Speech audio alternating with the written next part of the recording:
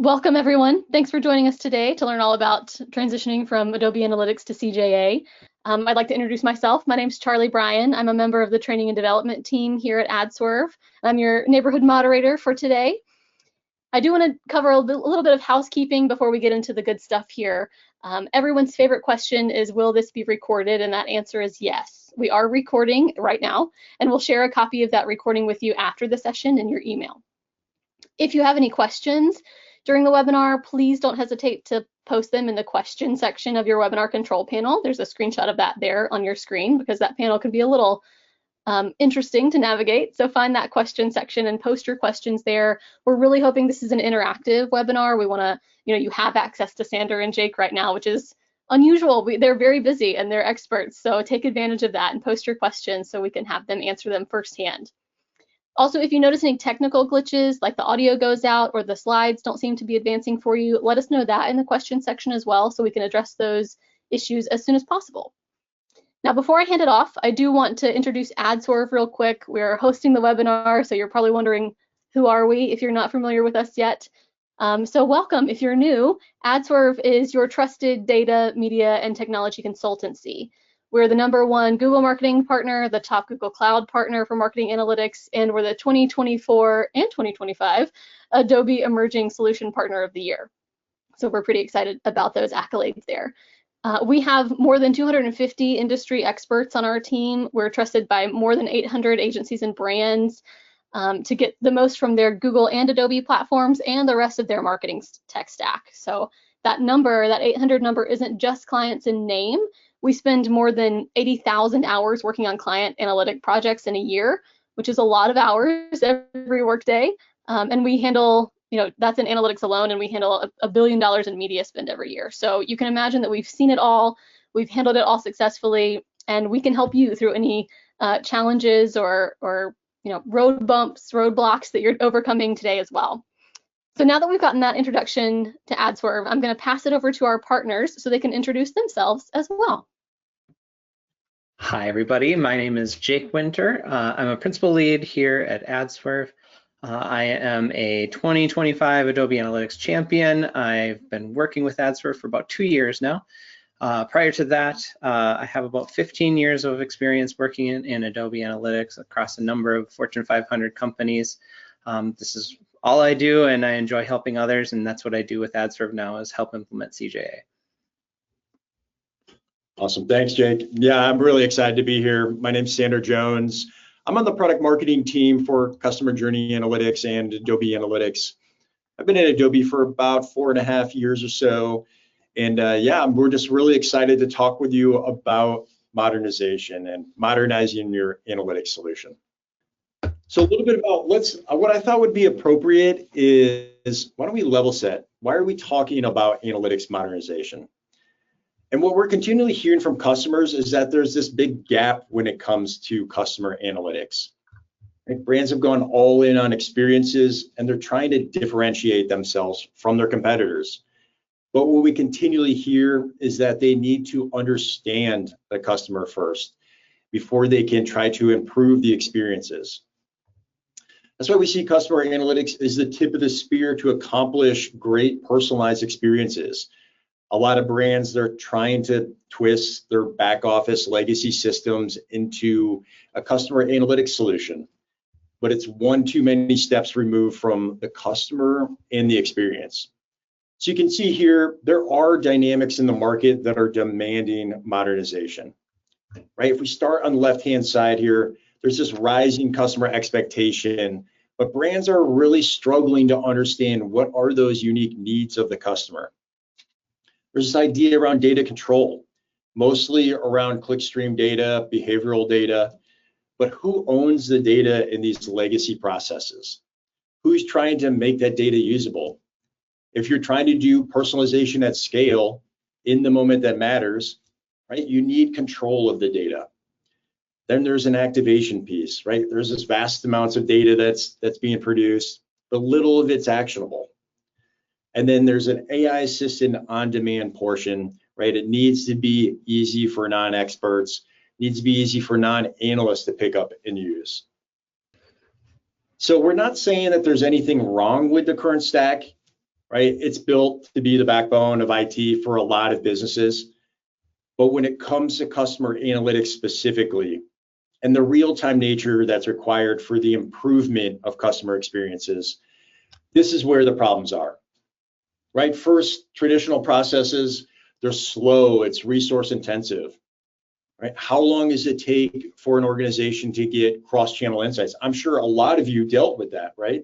When you're trying to get those reports back, how long does that actually take? Sometimes it can be days or weeks, depending on that actual business question. And we even have a customer tell us that it can be up to about $1,500 per business question. So every time they're asking a cross-channel business question, it can cost them $1,500. Right. Second, these general purpose BI tools and just general purpose tools, there's pre-aggregations that's required. And then they face significant limitations when you're trying to transform the data to do journey, cohort, or any types of funnel analysis. If you're trying to do call driver analysis and more complex analysis, if you're merging several different data sets together, that's going to be expensive. That's also resource intensive. And last, these are also disconnected from recommended actions. If you're trying to do experimentation, orchestration, or activation, it's difficult. Right? How long does it actually take to action on those insights? Well, brands, they have thousands of customers with all these different experiences. All this data comes pouring into the data warehouse, right? The data, the identity, it's fragmented. The insights that come out of it, they're incomplete, they're latent. Customer data is special. It has to be sequenced. It has to be actionable for downstream consumers. So the idea is not to have an expensive report. The whole reason why you're doing this, the whole reason why you're trying to get this data is for the customer experience, so you can provide that next best engagement, right? If you have fragmented identity or latent insights, how can you possibly provide that next best experience? And this is why brands need to modernize, right? This is why CJA is the missing piece to the data ecosystem. It's built to address the jobs that general purpose BI tools don't do well at all, right? You can rapidly query complex customer data sets without needing to write SQL queries or code. You can apply data transformations at report time. And this is really important because the processing in CJA, it's done at report time. Typically with analytics solutions, digital analytics solutions, it's done further upstream, right? We're closer when the data is collected. That means there's more rigidity to the data, but this gives a lot of flexibility because of that processing that's done at report time. You can visualize how customers move across channels or touch points. And it's natively integrated with the other Adobe Experience Platform applications. So you can do audience insight, activation, you can run orchestration from it. And if we look at some of the capabilities, right, there's quite a few capabilities that differentiate CJA and that modernize your analytics. But if we want to highlight a few here, right, you can bring offline event and data ingestion right into the CJA. This way you have a full view of the customer. And with graph-based stitching or just stitching in general, right, Adobe's able to fill in the gaps where identity is not known. Again, back to data transformations. So to give you an example of being able to do this on demand, you can rapidly apply rules for marketing channels. You can combine 2 dimensions into a single value. Maybe you need to create friendly names or make fixes to data, right? If somebody miskeys a campaign name, right? You can just do this all within the UI. There's experimentation, so you can run experiments on any data, maybe not just target data. And then there's guided analysis, right? This is great for non-analysts. They need to be guided through creating the most relevant reports for their business need. So there's lots of capabilities within CJA, especially that's separated from Adobe Analytics, right? And this is how you modernize into your analytics solution. All right, I thought that would be just a good way to level set. And I'm going to hand it over to you, Jake. Let's talk through how to get there. All right, thank you, Sander. First, I just want to say how excited I am to have this conversation with all of you. We're primarily here because I wrote a guide on how to move from Adobe Analytics to CJA a few months back. It's been made available. It's been available for a while, and I definitely encourage, if you haven't read it, to read it after today. I'm going to talk through a few of the kind of key takeaways that I feel kind of are a theme through that paper, and that I'd want you to keep in mind as you're thinking about moving to CJA. But I also want to not dwell too much on that. I think this is a great opportunity to have that discussion. So please, as I'm talking, if anything, or as Sandra was talking, if there's any questions that you have about CJA, now's your chance to get them answered about the processes, about what it can do, what it can't. You can get kind of the unfiltered responses right now with having me and Sandor available to you. So please get questions out there, and then we can get started here on kind of what my key takeaways are from that paper. So one of the key things that I center the whole paper around is this concept of providing your data to an organization as a product. If you think about how web analytics tools have existed previously, you set your EVARs, your props, or if we're making it not Adobe Analytics specific, you set other variables and you got to plug them in, and then you get reports back.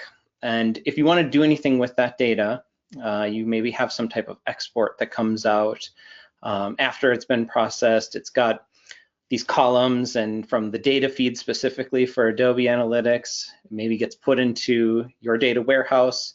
And it's kind of cryptic to work with because you didn't get to define these things. You have to call whatever post prop 3 is. You have to decipher that. That's what I mean when I say that web analytics tools treat it as data as a byproduct. It's whatever gets spit out from the tool based on what you put in originally.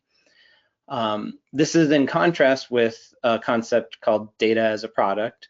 I didn't come up with it. It's been around for 5 years or so. It's very complementary to some of these other buzzwords out there, like data mesh or data fabrics. This is usually something that is complementary to that. But it's kind of this idea that rather than just taking from systems different data and slamming it together, it's taking ownership of your data. So it's thinking about how it's going to be used. Is it reporting? Is it activation? Is it BI type use cases? Is it data science? Thinking about those at the outset, as opposed to trying to fit them into it with some other byproduct that you got out of a tool.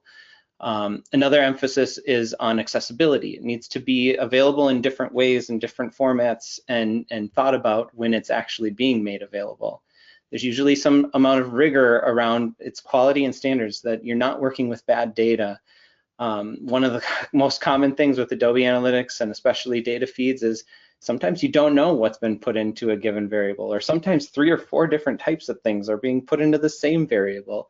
That's something that when you're using with Adobe Experience Platform, XDM schemas, you actually have to adhere to some degree of a structure and quality that actually gets validated when it's ingested in. So you have some level of confidence in that data when you're working with it. Another key component to data as a product is you work in short iterative cycles. So rather than doing a big lift and shift, which we'll talk about in a second here, you try to do it incrementally, build out pieces. You start with a core and then you add on to it one by one, primarily focusing on use cases, which again, we'll talk about in a second. Another key component is actually building working prototypes. You want it to work end to end. Don't wait and do it all as one big, this would be like in software development, a waterfall type approach. Do it in small chunks and make sure it works all the way, and then put it in front of people so that they can react and you can get feedback. And then lastly, just adopting and adapting some of those product management principles. You work with product teams, a lot of us do, that are building different types of websites, different types of experience. Those same principles apply for data. So how you make them available, how you structure a team, how you develop, how you build out sprints, all of those things work for data and should be thought about when you're kind of adapting your Adobe Analytics data and then moving it into CJA for use for not just use cases for analytics, but potentially for if you're using CDP, maybe you're making audiences with it. If you're using Adobe Journey Optimizer, some of these other products that are built off of AEP, you're going to use them for other use cases than just strictly analytics. You're going to start thinking about personalization. You're going to think about some of those modeling use cases. So I have this note here from the paper where I say, like, with CJA, when you're adopting it, it kind of gives you no choice by using schemas, by putting it in AEP, by making it available in this kind of democratized way. Data as a product is almost a side effect of CJA. So rather than fight it, rather than try to make it look like Adobe Analytics, what I'm advocating for in this paper is embracing it. If you're going to adopt CJA, then you might as well make your team look like a product team that's going to actually support this data going forward. So talking a little bit, this is kind of my second key takeaway. Rather than, I said, that lift and shift approach, address it as use cases. So there's a lot of things that your Adobe Analytics data is doing today. The obvious ones are things like reports and dashboards and workspaces. But if you're a more mature organization, it may be being fed into your data warehouse like we talked about before with data feeds. It's being used for maybe predictive models. It's maybe being used to trigger different types of cart abandon campaigns or other triggered journeys. Rather than just assuming that everything's going to come over one is one, break down how your clickstream data generically is being used, that's being put into Adobe Analytics. So taking an inventory of all the use cases, so all those things that I was just listing off, itemize them out, lay them out, list them out, and start to actually like prioritize them. Think about the ones that are most important to your organization. Which ones are critical? Which ones are maybe less critical? And rather than just say like, oh, because this was a report in Adobe Analytics, it's going to be a report in CJA, or because this was a BI visualization that came off of the data feed in our data warehouse, it's going to be a BI visualization that comes from the data warehouse in CJA. This is an opportunity. CJA, because it's data as a product, it can be used in many different ways by many different customers within your organization. So something like a BI use case, maybe with the data that's being combined in the BI tool with your maybe customer attributes that are in your data warehouse or other signals that are being used there, can be brought into CJA. And maybe that use case can be solved in CJA rather than necessarily in the BI tool. Or maybe there are options to connect directly to CJA with a BI tool. So maybe you use the calculations that CJA is doing and actually have a direct connection to CJA in your BI tool. Taking the approach of breaking down the use cases and solving for them individually allow you to fully take advantage of all of the different capabilities that Sandor was talking about before, as opposed to just, like I said, this lift and shift mentality. You don't want to recreate Adobe Analytics. You want a fresh, a reimagination of your data that you were working with previously. And then the last thing I have here, like I was saying, taking that kind of product approach is start with an MVP, a minimum viable product. It's critical, I think, to get it in front of people, get it in front of your super users, the people that are using the data the most, and so they can react to it, and then they can influence. Again, we're taking a product approach, so you need to develop and maintain a roadmap. So you'll start charting out what's the next thing. We started out maybe with search data or maybe conversion data that we incorporated into our MVP. What's the next thing that people are going to expect from this data, and what unlocks the most use cases? So that prioritization piece is key in making sure that you focus on the things that provide the most value. Then the last key takeaway, and this is again a portion of the paper, is talking about adoption.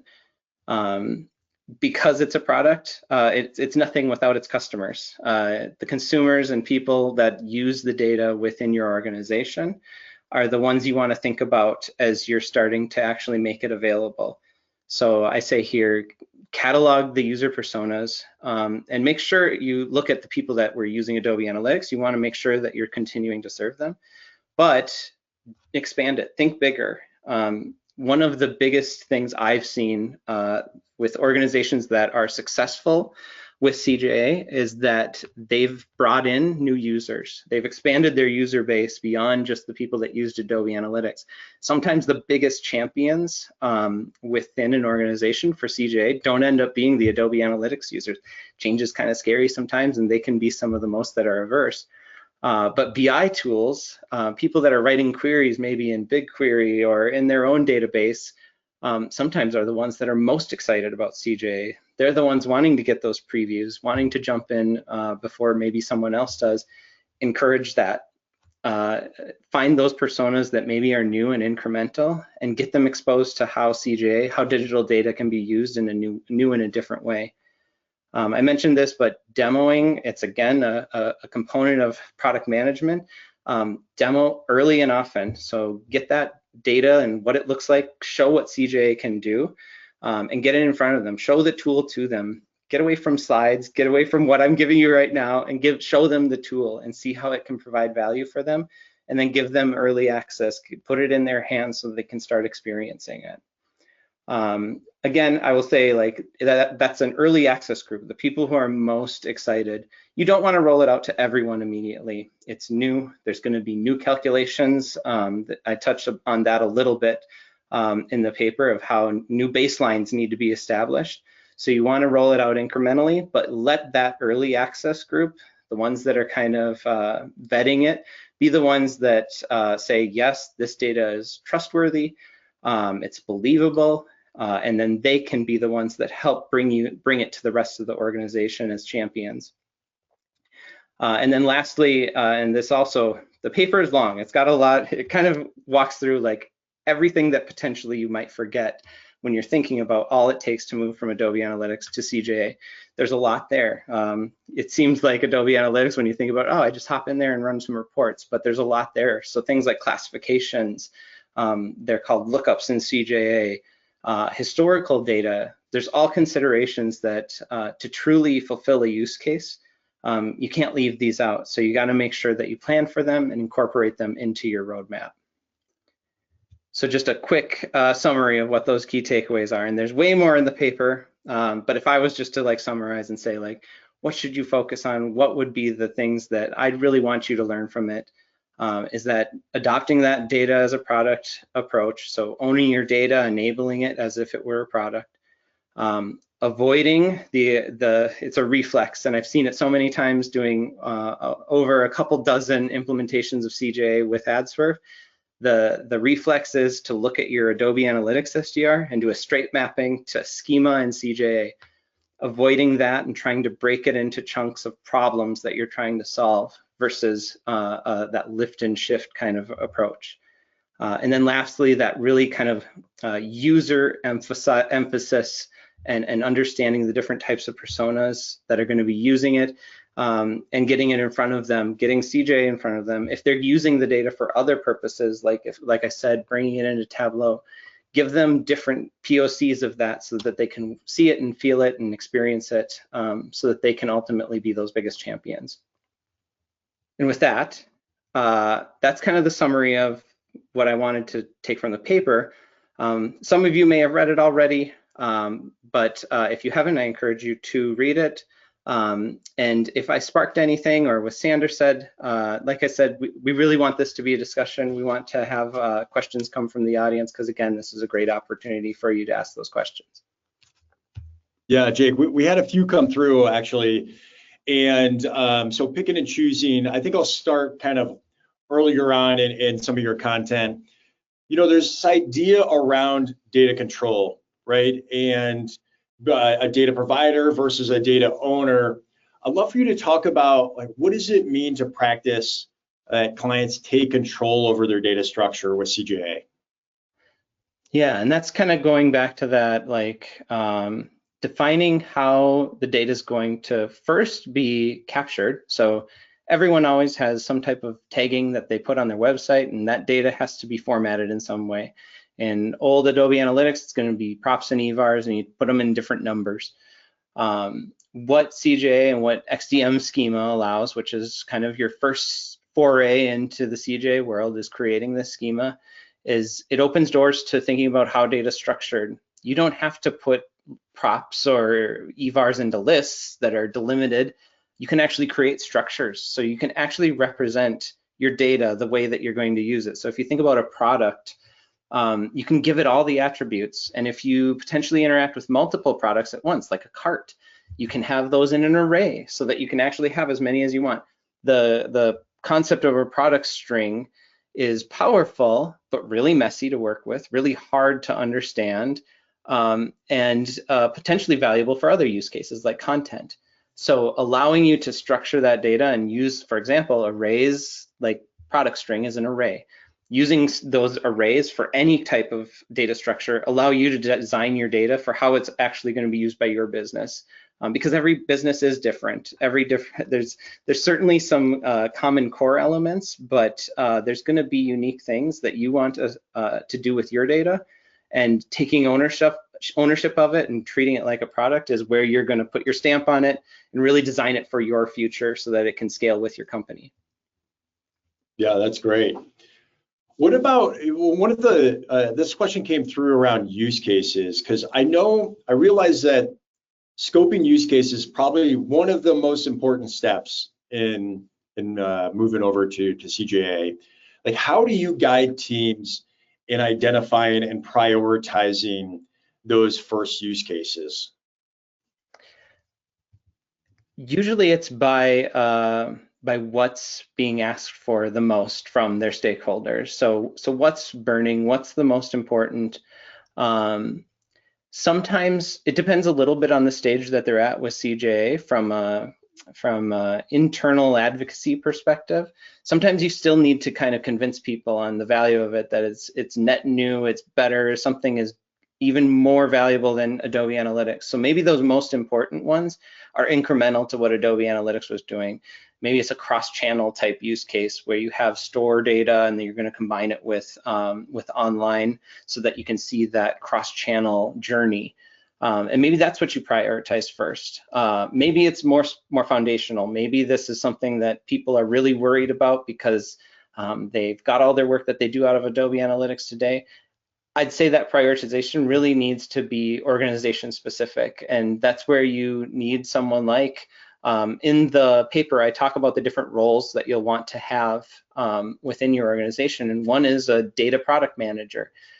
The role of that data product manager is to take all those different variables, to kind of get that feel and have that kind of strategic mindset of, if I want this product to be successful within my organization, what am I going to pick off first to impress the most people, to drive the most advocates, and provide the most value ultimately for the organization. So again, there's usually like low-hanging fruit, but at the same time, you want to kind of cater it to the organization because there are different needs. Yeah, and I've even seen some of the most successful cases is when those company-wide business initiatives are actually tied, or the use cases are tied to those business initiatives, like improving self-serve, right, for customers, things like that. Yep, I've seen the same, where a lot of times CJA is a key component, and I don't talk about it so much in the paper, but it's a reality for people that are exploring CJA, is you need to pay for it, and a lot of times you can use those initiatives that you're talking about, Sandor, that are going to be the kind of emerging use cases, the first use cases for CJA, to also help with funding, because you're going to be doing something new, and maybe there's an investment at a corporate level into deflecting calls, and CJA is a key component to that, and that's why you're going to prioritize call center deflection as a use case within CJA. Yeah. Is there a use case that you've seen that consistently delivers ROI for a customer, or maybe that one that they should think about prioritizing first? One that's low-hanging fruit that I do typically see is there was in Adobe Analytics some degree of like a cross-device type capability.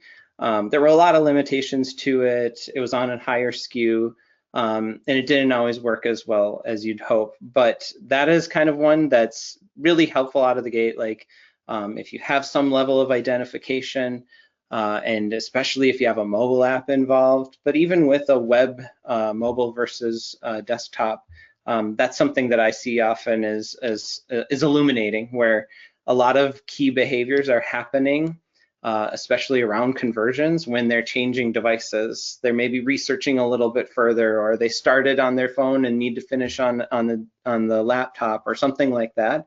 I've often seen that it's a really easy one to go after right away, because the data is usually there. You don't have to always work with like a data warehouse and get additional data brought in. It's just your digital data working with itself, and that one can provide value. Yeah, that's really helpful.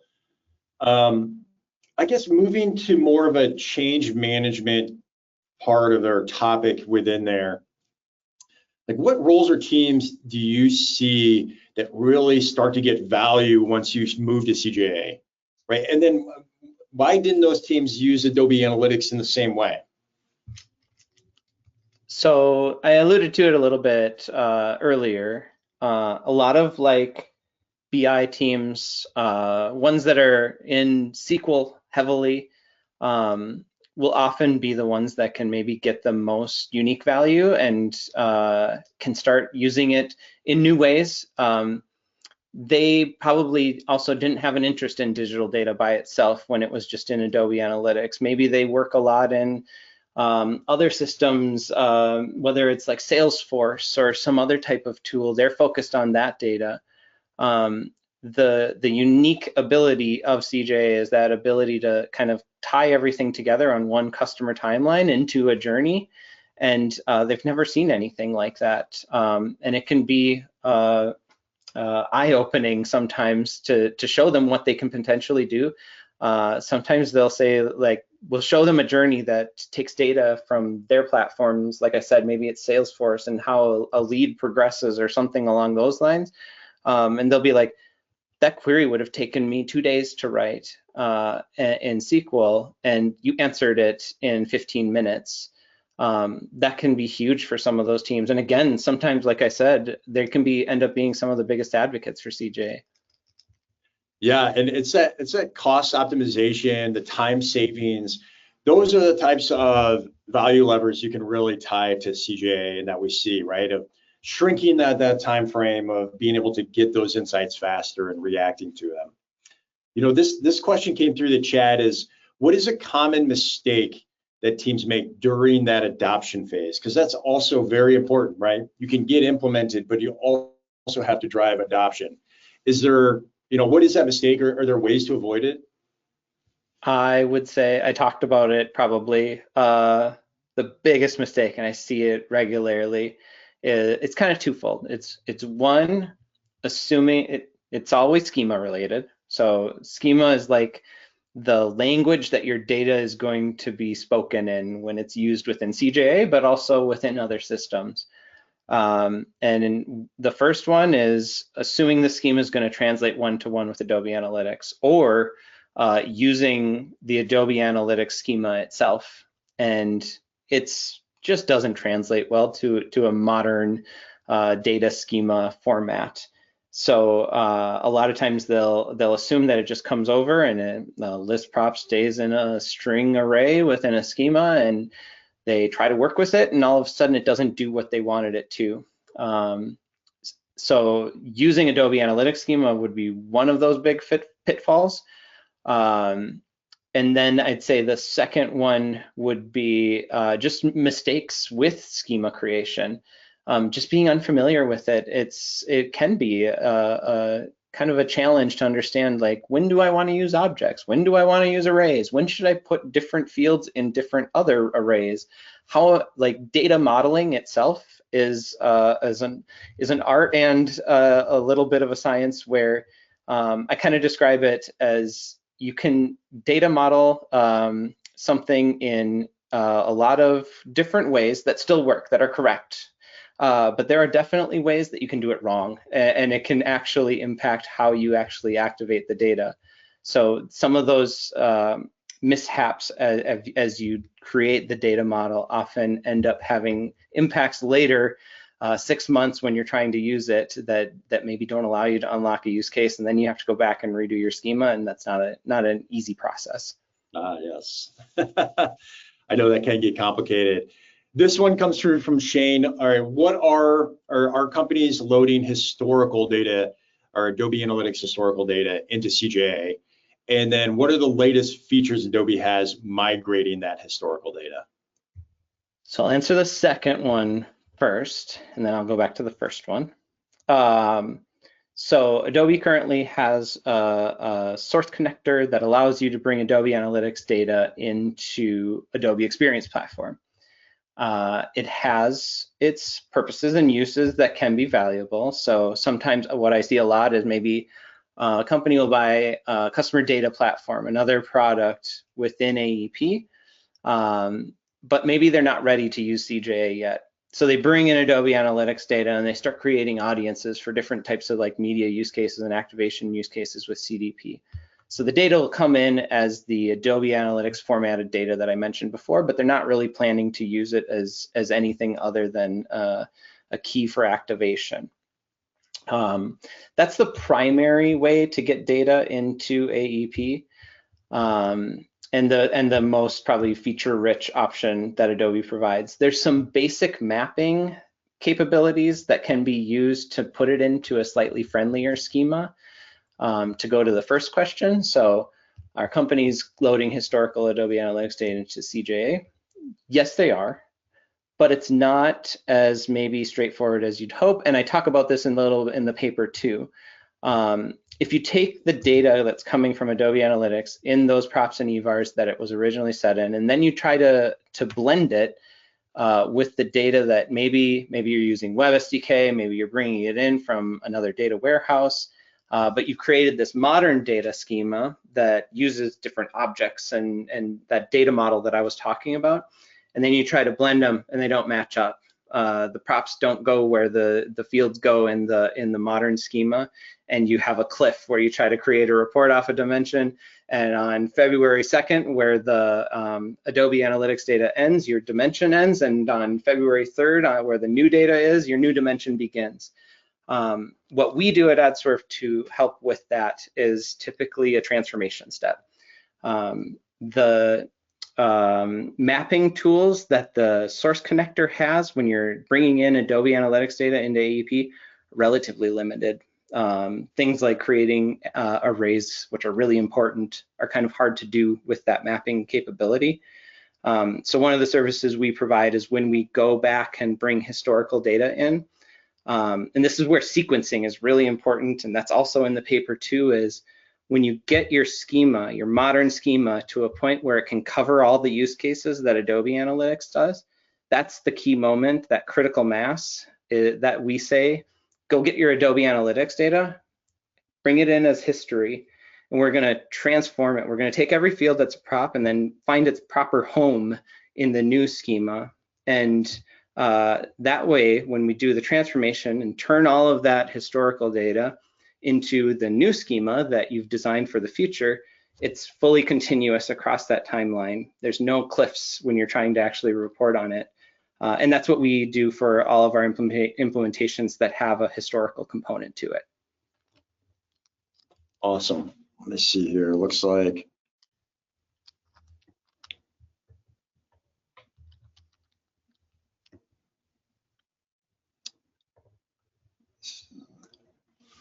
what are some of the exercises you're using to help companies think through updating their data approaches? There's a couple things typically at the beginning of a project that we'll do, and I would say internally. So I came from the client side. I've been only on the consulting side for about the last 2 years. So I did a full CJA implementation before I started at Adswerve. A healthy round of discovery of, and I included it in the slides related to that, but it's essentially research, product research, understanding who your users are, interviewing them. How are they using the data today? What do they want to get from it going forward? What do they think CJA is? What can it be to them? going through that process will help inform then what your roadmap looks like. And also this is in the paper as well, is it talks about how to take that research and translate it into a roadmap that can then be used to sequence the features that you're going to unlock, the use cases that you're going to make available. That I say would probably be the key exercise, and then that kind of sets the tone for the rest of the implementation as you roll it out to your users. Awesome, thanks. I think one question from me was, do you have any, I guess, do you have any comments on maybe around some of the tools that Adobe tries to provide around maybe component migration, or maybe the CJA upgrade guide that was released after Summit, or I think actually just recently is the new shared metrics and dimensions? Yeah, which is amazing. I love that feature, the sharing metrics and dimensions. But so let's talk first about the component migration.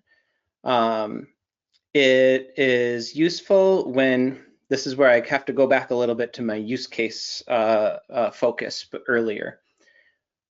For use cases that are directly recreating what you had in Adobe Analytics in CJA, it can be useful because you had maybe this complicated workspace and you want to bring it over, and maybe there were a lot of segments that you created and you want to make sure they translate over. The thing that I've ran into with some of our clients is those use cases sometimes go far beyond what Adobe Analytics was doing, and a dashboard that maybe did marketing effectiveness in a digital only world looks really, really different when you start to have other channels available to you. And those segments become less relevant when you think about it in an omni-channel way. So rather than start with the component migration tool, I usually say, like, let's focus on that use case and how we're going to get value out of it. Maybe it's bringing over and taking advantage of that tool to bring it over, but it might be a new workspace, or maybe you're using that component migration tool to give you a starting point to then build off of and do some of those new incremental use cases. But I wouldn't say it's like a catch-all, like it'll solve all your problems. I try to be realistic about the value that it can provide. And then the what's it called again? The migration. The upgrade guide, or the upgrade guide. Yeah. So it allows you to kind of plug in different information about your implementation of Adobe Analytics, and tells you kind of some of your options of what a path might look like. And it's useful. I think I definitely encourage using it. It was built around the same time I was writing my white paper. So it reflects a lot of the ideas around what sequences look like, what things to consider, whether you're using certain functionalities like the data feed relative to other different things. So I definitely encourage people to use it. It's not going to solve everything. You're still going to have to do a lot of planning internally, but it can at least remind you of the things that maybe you would have forgotten otherwise. Yes, they'll still need Adswerve to guide them. Yes, I encourage that. Awesome. Well, it looks like we covered off on all the questions. I don't know, Charlie, do we send it back to you? Yes, and we actually did get one more kind of right at the end of that. Okay. So that last question says, I see many orgs that are deciding between an update to their existing Adobe Analytics implementation versus moving to net new CJA. When you have so much existing knowledge and of one tool or setup, what are the arguments for the bigger lift and the expense of moving to CJA? It is a wonderful question. And I know a lot of organizations are confronting it right now. To some degree, so Adobe, Sandor, you've been adamant. Adobe Analytics isn't going anywhere, right? Yes. It's going to be around.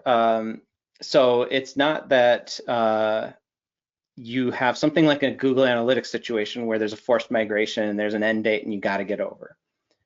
That said, there's a level of maturity that you can reach with Adobe Analytics that you hit a ceiling, where then we talked about like your data starts ending up in a data warehouse and it's being used in different ways, and you can only do a certain level of data combination, which everyone has an appetite for. So the longer you stay on Adobe Analytics, the longer you'll have this kind of ceiling of how it can be used and leveraged. And then there's the reality that the cool features are taking advantage of technology that CJA only has. These like modern schemas allow powerful things like derived fields that allow fully retroactive data transformation to be done. That's only CJA. You can't do that in Adobe Analytics. So there's inherently going to be limitations, and the gap in functionality is going to grow between Adobe Analytics and CJA. Do you want to do that? And another key component that I talk about with clients considering taking advantage of more functionality within Adobe Analytics is it also entrenches you further. So the more things and the more complication that you put into your Adobe Analytics makes it then harder to recreate and move those things over to CJA down the road. So it ends up being a little bit of like, do you want to pull that Band-Aid off now so that you can start to enjoy some of, Sandra talked about this shared components capability within data views. It's amazing. It's like being able to have virtual report suites, but being able to recreate the components and share across those virtual report suites to all of your different lines of businesses at once. Those types of things aren't going to be coming to Adobe Analytics because it's not structured that way. So taking that time potentially to do it now versus later when you're more entrenched and it's going to have even more resources and more time to get off of it, I generally think that the benefit there is to probably do it now, just depending on the organization and whether they have the resources in place to do it now. Yeah. Anything you add, Sandor? Yeah, I would say, that goes exactly to what I was speaking of originally, around modernization, right? Even if you have Adobe Analytics, right, you're still ultimately probably providing that data downstream to a data warehouse, consumers, right? Because you want to ultimately provide a next best experience or action on it. And it's just, even that process itself it's slower. There's latency that's involved. And you really need to be able to act quickly. It's faster insights. You got to have faster insights and faster impact. So I would say everything around the actionability, the flexibility, right? It's being built on Adobe Experience Platform to provide that tie in with the other Adobe products that you can natively send audiences to immediately. Like, it's all these things that really speak to the reasons why it needs to be modernized to an analytics solution like CJA. If you're strictly using Adobe Analytics for web analytics types use cases and you're not really aspiring to do more than that and you don't really have questions or needs to go beyond it, it is a best-in-class web analytics tool. Stick with it, absolutely. But if there are aspirations to do more, to Sandra's point, modernize, take advantage of this data, use it as a product like I'm talking about in the paper, that's where it probably makes sense to start evaluating CJA. Yeah, exactly. Great. Yeah, thanks, y'all. So for anyone who has read the white paper, or for those of you who haven't and are ready to take the next step, we do have this lovely slide right here. You don't have to take a picture of it. We'll share it with you in the email afterwards. But here's a kind of a basic launch plan that you can start to follow. Remember that Adswerve is here to help 100%. If you need us, let us know. Additionally, we have the QR code here that will take you straight to that white paper that Jake wrote. So if you want to scan that, feel free to do so now. It's also on our website on the Insights page, so you can find it there if you don't get it from this slide right here. A few more things I want to call out as we wrap up here. We have a couple of other blog posts and webinars available on our website that might be very insightful for you. If you're here for this webinar today, you might get something from those as well. So check it out. Our Insights page is chock full of good things like this: blog posts, white papers, case studies, webinar recordings, all that good stuff. So lots of thought leadership there that we'd love to share with you. We also have a case study of how one of our clients, Cedars-Sinai, is finding success with Adobe CJA. So if you are interested in learning about their experience and maybe grabbing some nuggets and tips and tricks from them, feel free to check that out on our website as well. That does bring us to the end of today. We thank you all very much for joining us. Jake and Sandra, thank you so much for sharing your insight and your expertise. To all of you who are on the call, keep an eye out for the follow-up email with a recording of this session, and let us know if we can help you with a marketing challenge or an analytics challenge. And I hope you all have a wonderful Thursday. See you later. Thank you you. all.